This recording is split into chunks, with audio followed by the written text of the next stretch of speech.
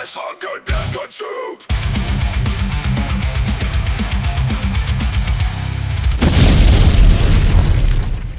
Greetings and welcome back to the Tournament of the Living Dead. I am Flesh Wound Dan, joined by producer Todd. Good evening. Pugs Dread. Namaste. And our zombie expert, Chris McGibbon. Yo. So Pugs, in case they're joining us late, and that would suck because you've missed a lot of But we're glad you showed up. We're glad you showed up. Pugs, let them know how it works. What we do for our tournaments is rate and review a film, and then at the end of the episode, we'll add that movie to a list compiled from our previous episodes. And then we will vote to eliminate one of those films off the list, leaving us with our 3 zombie films, aka our 3 survivors. Then those 3 final survivors will go up against a new zombie film every episode until we reach day 13. And when we get to that point, we will pick one of the 3 survivors as our Tournament of the Living Dead champion. So now that that's out of the way, Todd, tell us our previous eliminations and whatever the hell else is on the menu. Thanks, Pugs. On tonight's menu, we have Lucio Fulci Zombie, Return of the Living Dead, Nightmare City, and joining the mix tonight, we have Bio Zombie, eliminated thus far, Primodos Fallen Angel, Scout's Guide to the Zombie Apocalypse, Children Shouldn't Play with Dead Things, and Dead Girl. Dan, why don't you tell us about Bio Zombie? All right, from 1998 and director Wilson Yip, we have Bio Zombie, also released as just Hong Kong Zombie at one point. And in this film, Invincible and B are 2 wannabe gangsters who spend their day hanging around the mall and selling bootleg VCDs. When they aren't committing petty crimes and trying to pick up girls, the 2 hoodlums run errands for their low-level triad boss. When one of these errands involves them picking up the boss's car from the mechanic, things take a turn for the 2 delinquents when they accidentally hit a man walking in the middle of the road. Trying to hide their crime, Invincible and B brings the man's body to the mall in order to figure out their next move.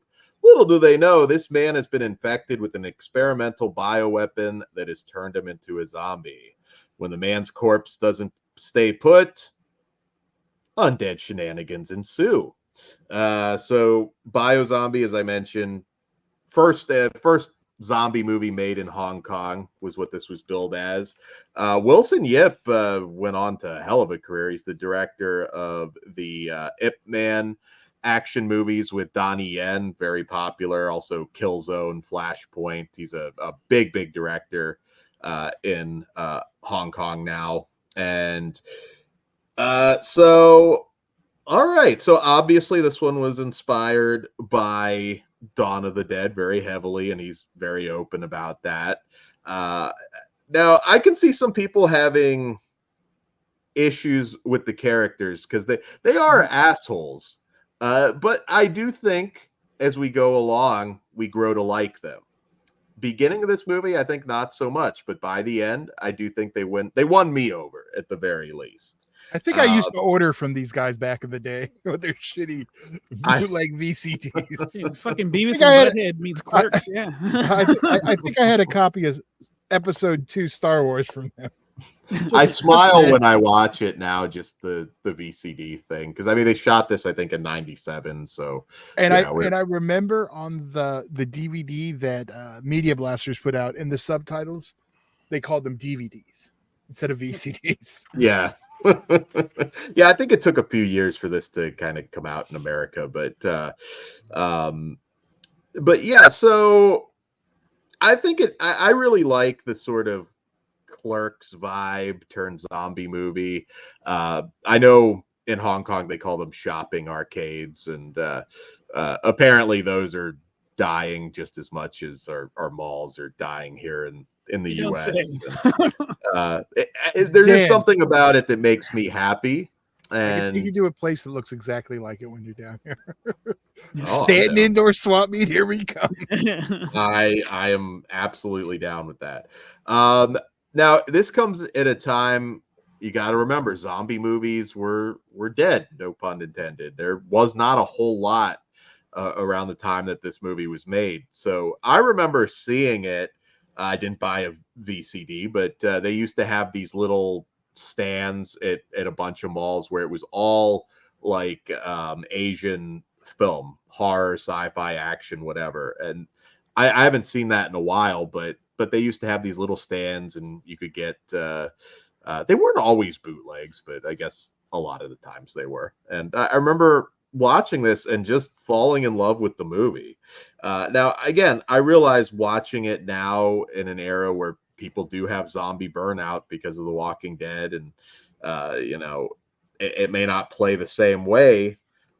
I still think this is an amazing movie. I think it's hilarious. I think the zombies look fantastic, and I don't know. I fell in love with it back in the late 90s. I don't know if that's going to be the same for everybody, but the gore gags worked. I thought the drill with the spout was really cool. And as I said, when we get to the end, as douchey as these characters are, there is a turn. It's a very surprisingly emotional finale. And I think the way it ends too, you would not expect Shaun of the Dead tone going. You know what? I'm not saying it's Shaun of the Dead, but it's if you like Shaun of the Dead, I still recommend this. Different vibe, again, made in Hong Kong. Maybe the humor doesn't hit for you, but I really dug it. And the video game stats on the screen, yes, a lot of movies did that later, but not before this. So I'm curious, Chris, because I'd be surprised if you didn't like this one, but what did you think? I don't think we've ever talked about it, because me and Chris, I don't think we have. No, I think I reviewed it with Melissa back. Because I'm a huge fan of this one also. I love this movie. It's fun. It is kind of like over the top. This is the case. I even like the dubbed version, as bad as it is. It adds to the. It's kind of like watching the Godzilla. I remember the Media Blasters one. It's a shitty dub, but it's fun and it adds to it. I can watch either version of this.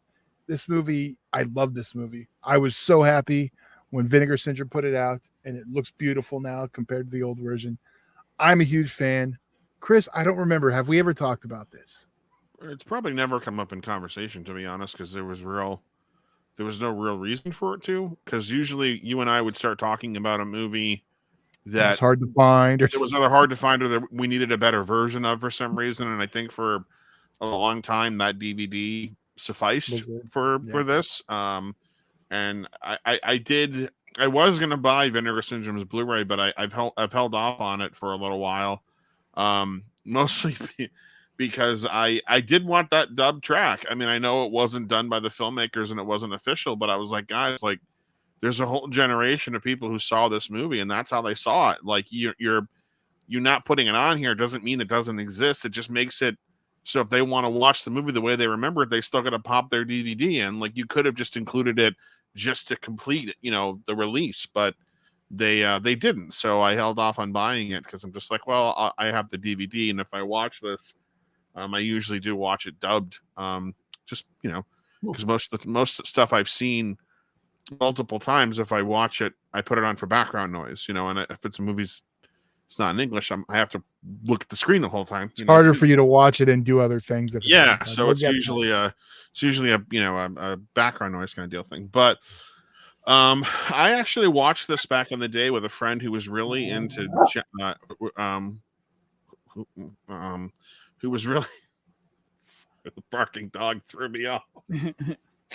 I thought that was Dan barking, but maybe we'll see how it goes. I'd rather go broke. Anyway,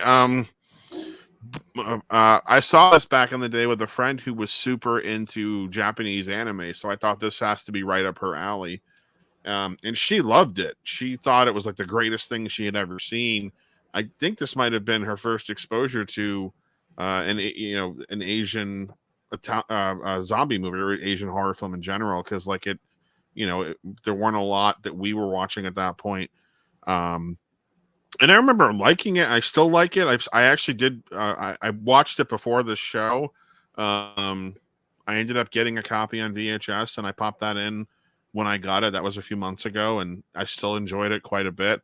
I don't love it. It's not one of my favorite go-to zombie movies, but it's a lot of fun. It's definitely got a decent sense of humor about it. You can obviously see where the Dawn of the Dead influence comes from, but it also borrows a lot from Resident Evil. In the sense of the kind of video game setting with the characters spinning and that kind of stuff. That was a very, very much a nod to Resident Evil at the time. And Do you remember? This predates the movie. I mean, you mean the game? Yeah, the that's game, what. But do you remember? It was a them game. pitching- What was a movie? Oh, I didn't know whether the game came out. The movie was The 2000. game came out in '96. Okay. Do you remember that was part of the selling point for this too? That people were like, "This is like Resident Evil the movie." Right. Because of 'cause- that. I remember that was a big thing about. Yeah, there was the corporation with the virus and all that stuff because viral or so. But yeah, wait, you kind of totally froze. Go back to the viral zombies thing. This is like this brought in the kind of viral zombie angle that Resident Evil had, and it predates the 28 Days Later viral zombies by about a year or two. But in the US at least release wise, this was 98, right? So 28 Days Later was 2002. So yeah, a couple of years. But yeah, it's a fun one. It is fun, but again, it's not one I'll revisit as often as others, but I do like it. Since Stan showed his off, I'm going to show off the subscribers copy of Biozombie with the extra slipcover. So now Todd with the Russian nesting doll now. Well, yeah, this is Dan. Oh, I got it. Is Chris going to bust out a VHS and trump us I all? think you're going to. He's gonna bust out a There we VCD, Oh, motherfucker. he is. Nice. There you go. All right. Hell yeah. Yeah, I think the only There you thing that would trump it would have been a Biozombie VCD. VCD. And look at this, bitches. English language dialogue. So I can put this on for background noise, which is It There is. you go. It Which is is odd actually that what they I did. didn't include it because It's it a- doesn't seem like that'd be an It's issue. a license. It is. I think it's because Media Blasters produces their own dubs, which is why they never end up on anyone Oh. else's. I know there was what was the other one? There was another one from Vinegar Syndrome not too long before that also they didn't. I know Arrow loves Not To also, but that's also because they're doing like a lot of the stuff Media Blasters had, like the Dark Water commentary or like English didn't, So I think it's just Media Blasters. No one wants to pay them for it. I think their official response was the filmmakers didn't authorize the dub, and they were also working very closely with the filmmakers on that Blu-ray. Was And that I on think this one or the one before? 'Cause I remember one. on in general, they never authorized an English language dub. They never they don't speak English. So Right. I mean, technically they're not going to authorize it anyways, but even if they watched it with the dub, they would just hear that it doesn't sound like it should. So that unless they I don't know, I'm making a lot of assumptions that they don't understand it, but I would have to I would have to think in some way, they'd have to I don't because my counter argument to that was, well, I don't think Fulci or any other directors who did dub movies went and looked at the English version and said, okay, yeah, that looks and sounds great. Like they never got that opportunity. But it could have been a rights thing, and that just could have been their official answer of this is why we're not including it versus we just didn't want to pay for it. Yeah, I've yet to see one of the ones that Media Blasters has produced end up on anything. So I'm just guessing that's what's going on with that. So I do want to throw out, if you like this film, be sure to go back and watch Mr. Vampire. Mr. Vampire is a great film, and if you haven't maybe dived into, I don't think there's necessarily I don't think that's a guarantee you're gonna like one if you like. I one. haven't seen Mr. Vampire. Mr. Vampire. So I should check a that out. damn good movie. I love Mr. Vampire. In fact, I think the director said that was one of his influences on this movie. So, yeah, check it out. I'm not saying it's not. I just don't see that connection, but maybe I need to revisit it. Before I get too far, I fucking love this movie as well. Like it's these two assholes are scummy like turds, but for some reason you do like you want to help them because they're kind of lovable, even though they're douchebags. But they do. You gave the guy 2 free pornos. Come on. Yeah, but it's giving not Beavis and the biggest assholes in the movie, though. You know what they feel like to me? They Sorry, feel buddy. like they feel like fake assholes that really aren't, but they're just trying to fronting. be. Yes, They're doing a terrible job at it because they're not. I never looked at them and went, "Wow, these guys are douchebags." I was like, they're pretending to be douchebags, but they know and we know that they're not. Like they're just desperately trying. He starts out with him getting his fucking feelings hurt about his buddy not remembering his birthday. Like, right? They're I don't know. They're kind of soft. Yeah, you root for them because of that. But yeah, it's just fucking like a Beavis and Butthead episode. I love it. It's great. I'm picturing like Butthead just drinking that drink at the end because Daria and Beavis are gone, and I'm just. Well, now I want to see that. now, Chris, you mentioned anime. See, I'm not an anime guy. The humor is just a little, or not the humor, but the style is just too manic in anime for me. But I do like the Hong Kong humor that does hit. But I need to dive into more anime, I suppose. But I was just mentioning my friend loved anime, so I thought she'd like this movie because it was a Asian. Hong Kong, I didn't know it was Hong Kong at the time, but that's the only thing that was making it was that it was from Asia, and anime is also from Asia. So I was like, oh, you might like this. Like, it's literally it. There you go. Pugs, was there anything else before? No, that's it. I got my Beavis and Butthead and Shit on the Dead in. Go watch this. It's fucking great. It is. It is. All right. Well, it's great. Let's rate it. Let's see where we go. We're gonna go. I'm gonna go first. I know we flip it. That's why I'm asking. I'll go first, and we'll go counterclockwise. So I'm gonna give this one. You wanted to go first. I know. I'm gonna give it a 5. I was thinking we're eliminating. I got him backwards. So I'm gonna give it a 5. I love this one. I do revisit it a lot. So Chris, 3.5. I am a solid 4. All right, out of 5. I am a 5. Wow. Okay. I love this. I love this movie. I really do. All right. So there we go. Now up for elimination.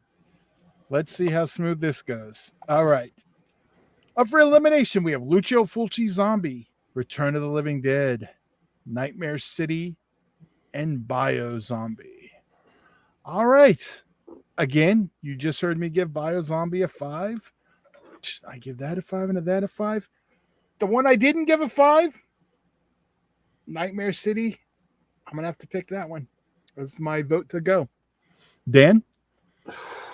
I know it's hard. That's why I went first. Well, yeah, it's all movies I love. So I know that's the problem. But I'm going to be honest. I think... Yeah, see, like I went a little. Pugs is just like, please make me happy. Oh, there's no fucking way, dude. You're not getting your wish, Pugs. It's not gonna be that. Bios. I didn't wish it. I'm not. I know. I think there's more. I mean, obviously, I didn't give it a 5 either. So, I mean, there's more flaws in Nightmare City, even though it's again. I love Nightmare City too, but it's still, I'm gonna have to vote for Nightmare City to go. I really Bio Zombie I think holds up. Go ahead, Pugs. Return of the Living Dead.